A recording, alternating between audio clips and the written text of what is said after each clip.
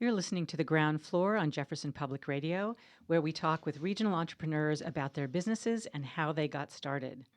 I'm your host, Cynthia Scher, and today I am speaking with Mike Sorensen, partner of Lime Rock LLC, which is the parent company for several other endeavors. And they serve a range of industries from the movies to the military and in the field of motion control robotics, which I'm sure we'll get him to explain more later. Lime Rock's companies include Ravensclaw, JetRay, and Sorensen Design. So, Mike, welcome. It's nice to have you here. Thank you. Thank you for having me. And it's just not every day that I get to talk to somebody who has 2 Academy Awards. So I understand that those awards trace all the way back to your work with the LDS Church. Do you want to give us a little background about how you got your start, what led to your products in the movie industry, and we'll work our way towards where Lime Rock is now. Absolutely. Happy to.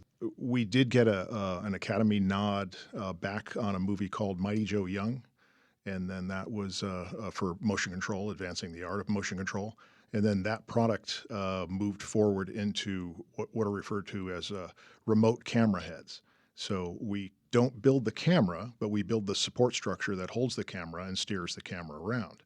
And then we got another Academy nod for that. And that was a product that the LDS Church took a liking to because we were able to perform tasks that they required better than most. And so once they saw our product, they kind of pushed us into business. It was a very good contract, and it got us kind of moving in that direction. And then we've blossomed into other motion control fields using the same technology, but then leveraging that into the military, doing a lot of satellite communications, remote dish control, and then also airframe inspection. So we use the same exact technologies, but packaged in a different way to do all those tasks. Fascinating. So talk a little bit about what motion control design is. I watched one of the videos for JetRay, and it was fascinating. It looked like you're building just towers to the heavens, so they go over the jets. But tell us a little bit about that technology and how you got involved in that kind of technology. Is that something you studied, or? Yeah, I actually had a technical trade school background and got sucked into Hollywood and really enjoyed it. What a great industry. I call it is a single man's business, though. It's very time consuming, and you're traveling all the time. But I spent about 20 years down in Los Angeles, and then I moved up here in '96 and brought the company up because I realized that the type of work we were doing, we didn't need to be in Los Angeles any longer. So I was not going to.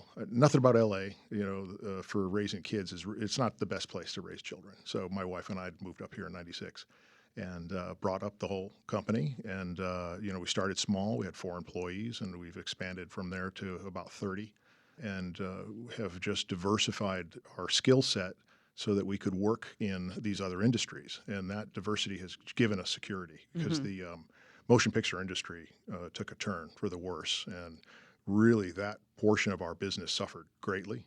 But fortunately for us, we had the satellite communications folks to work with. And so can you talk about that as a pivot point? Because that's not a natural to go, at least doesn't seem to me to be a natural to go from movies to satellite control. Or so as an entrepreneur, how did you think about those pivots, or how did you find the next one, or did they find you? Yeah, it's actually a lot of networking. So you get to know people, you go to the same trade shows, which is ironic. The skill set is almost identical. So if we're doing motion control for feature films or television, and using the same robotic type control for satellite pointing reflectors or moving large robotic gantries around airframes. It's all the same technology, just a new package. So we just have to package the equipment to fit into that environment. So.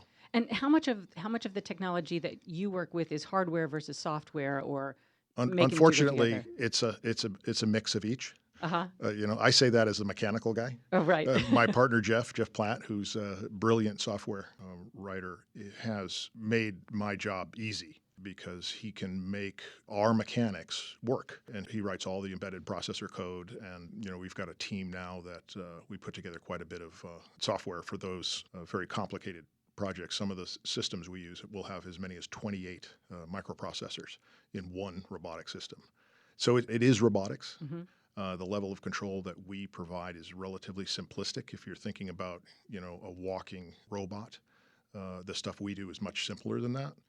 We do a lot of pointing of devices or point-to-point control, robotic control. But, I say that, I kind of laugh about the mechanical side of things because the lack of understanding I have for it, I really have to rely on those people, those experts within our own company. And it went from a company where I kind of knew a little bit about everything that was going on to now I have to rely on these people that are writing the code for the little black boxes. And so I say that I make the shiny enclosures and they make the brain matter that goes inside of it. So On the videos, it was really pretty fascinating to watch how, yeah, it's a very even balance between yeah, software and mechanics. very, Yeah, very controlled. has to be, yeah, Yeah, because we're working around aircraft that are worth literally billions of dollars. right, And so we have to be very careful how we, very, very safe in operation. Also, we're working around people, so we have to be safe. right. Yeah. So this is the ground floor on Jefferson Public Radio. I'm your host, Cynthia Schur, and I'm speaking with Mike Sorensen, partner in Lime Rock LLC. Um, Tell me how you've used the technology that you've applied for both the movie industry and in inspecting airplanes. You mentioned when we talked earlier that you're now designing your own products. hmm What kind of a leap have you made into your own products, and what kind of market are you looking at there? Because again, you've gone from this very specific niches to Right. Yeah. these. So what we do primarily is product development, okay, but very specific in the field of robotics. So people will come to us with their problem or their request, their technology request, and we will take all the tools we have because within our four walls we can do the mechanical design, all the finite element analysis for structures. We can do carbon fiber. We can manufacture pretty much all the components we need mechanically. We have a machine shop, and then we can also create the electronics, the controllers, the embedded processor boards, and the software. So we can do all that with under one roof. Now, our clients very rarely will have that level of expertise, all those fields of discipline. They'll come to us with their one request, and a lot of times they're just integrators. So I don't mean to say just integrators because they're pretty much the client. They bring the work, they bring the dollars. Hmm. When we are instructed to solve their problems, we will obviously quote the job, do our best to give them a fair price. But the problem is our success is tied to their success. So no different than a barber or a lawn care professional. If I don't go to work, I don't get paid. So we don't have our own stable of products. So we've focused over the last 2 years on our own stable of products, and which will give us the ability to actually produce instead of going from one non-recurring engineering job to another. Now we can start to actually build up momentum and have our own product line. Got it. So you can move towards scale that way instead of one off at a Absolutely. time. Yeah, Great. exactly. So you said you left the LA area for Southern Oregon when you had a family. I hear that from a lot of entrepreneurs. How's it been for you running a business in Southern Oregon? Painless. The transition was painless. Yeah. Okay, I can give a little more detail on that. It nearly killed me, but it was Uh-oh. painless. No, moving a business, moving a home, Right. a new baby, new house, the whole thing. It's a struggle to do that on your own. We're a very small crew at that point. Right. And so it was a lot of sleepless nights getting things back up and running. But to actually do our job here, it's been fantastic. The employees that I can pull from here in the Valley have been fantastic. We have got a fantastic crew. A lot of guys from SOU or OSU, I'm sorry, and over in Klamath for engineering. And it has been a really easy job to find good people. I think we bring a unique challenge to the guys that are out in this area. So we've attracted some really nice, talented people, and we grow. We've grown every year, and there's been some tight, budget issues with just the way the economy is and all that. But other than that, the diversity of our business has really been the thing that saved us. Going from industry to industry. So you said it was exhausting moving a business here, but Sometimes businesses themselves have near-death experiences. Have you survived a near-death experience in business? Oh yeah, yeah, more than one. More than one? More than one. Yeah, Uh, yeah. And that's why I was saying about the diversity is that's really what saved us. Is I can't look at this business and say that we do one thing, and all I have is a stable of tools. I have a toolbox with a lot of tools in it, and some really good people to know how to use them. And so when a client comes to us with problems, 98% of the time we can address them. And sometimes, we'll tell them if we're out of our skill set. Mm-hmm. So, And what can people who are looking for your products that you could order rather than have to, provide specs for build design, from scratch. build from scratch? Yeah, Yeah. yeah. What are those? Well, what we're doing is there's a lot of small antenna arrays out there for communication, for satellite communication, and it does fall into the same category that Starlink is using. They do a flat panel array. Mm-hmm. Well, we can do that and package the positioner in a smaller package to carry a heavier array. So we'll run antenna that are 2.4, and now we're working on a antenna that's 4 meters in diameter, which is massive antenna to steer around. So we're taking the same technology there and scaling it down so we can have a smaller off-the-shelf package. We're also doing some simple stuff that is much more, bread and butter work. Because we have composites, the capability of doing composites within our shop, we make some carbon fiber aftermarket components for older trucks because these guys that I all work with drive older trucks.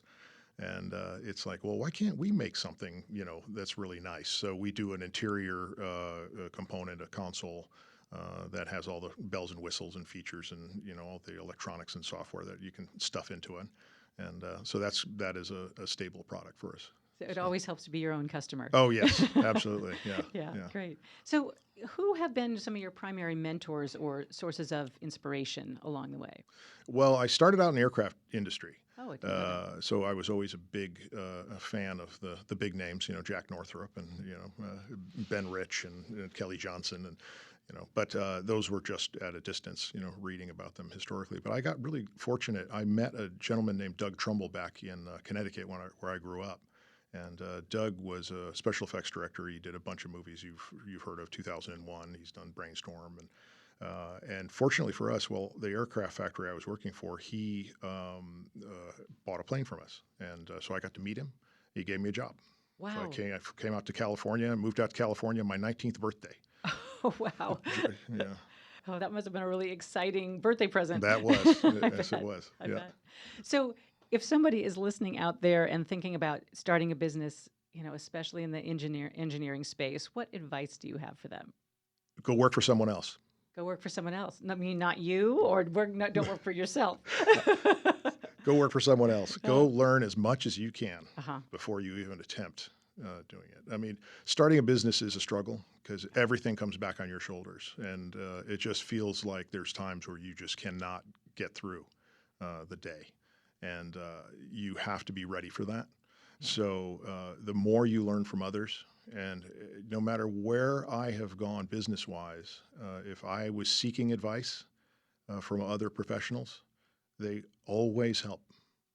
So it's been a really good experience for me. I don't have a quote unquote formal business background, but like I said, we've grown pretty much every year, and it's been a wonderful experience. And if there's any questions you have about the way to run business, there are experts out there. Yeah, your husband have been really helpful.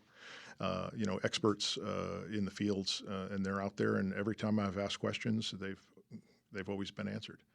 Yeah, people tend to be very generous with their time when you are genuinely looking to learn. Yep. Well, thank you so much for being our guest on the ground floor today. I really appreciate it. And we'll be on the lookout for a raise on the hills, maybe, when they come out. Yeah. Great. You've been listening to The Ground Floor, JPR's regional business podcast. I'm Cynthia Schur, and you can find this program and more on our website at jeffexchange.org or subscribe on Apple, Spotify, or wherever you get your podcasts. Thanks for listening.